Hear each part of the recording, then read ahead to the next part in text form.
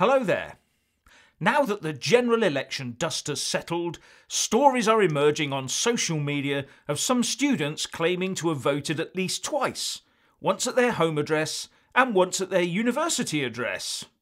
Worse than that, some are claiming that left-wing political organisations were encouraging the practice in order to bolster the Labour vote.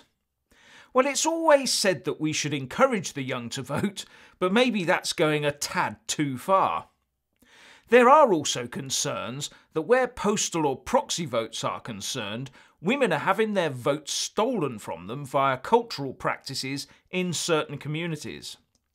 Now, there are many facets to this subject.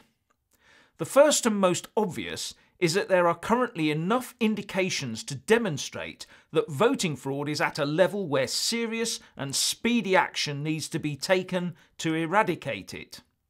The next is that we cannot allow so-called cultural practices to prevent a whole section of our society, namely women, from voting, and if postal and proxy voting are a problem here, then we should reverse the spread of those voting methods to get women into the polling stations.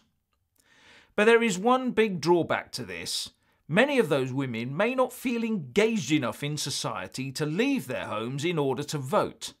This may actually be the big hidden struggle here. But pretending that postal voting has somehow overcome this does no service to either democracy or the women concerned. A way must be found to integrate people so that everyone can vote confidently and independently. Then there's the student vote. How many of those who bragged about voting twice will soon wonder why they haven't been called forward for that important interview or got passed over for promotion once the company HR team has trawled social media and found their claims? Students may think it funny and clever now, but this sort of behaviour does indicate not only a certain level of disdain for society, it also shows a high level of arrogance and stupidity, or maybe even criminal tendencies. One doubts if employers value these sorts of skills, especially in the more important roles. But one of the really big concerns that should come out of this is that everyone is assuming that this voter fraud benefits the left-wing parties, especially the Labour Party. You only have to take a quick look at social media to see this.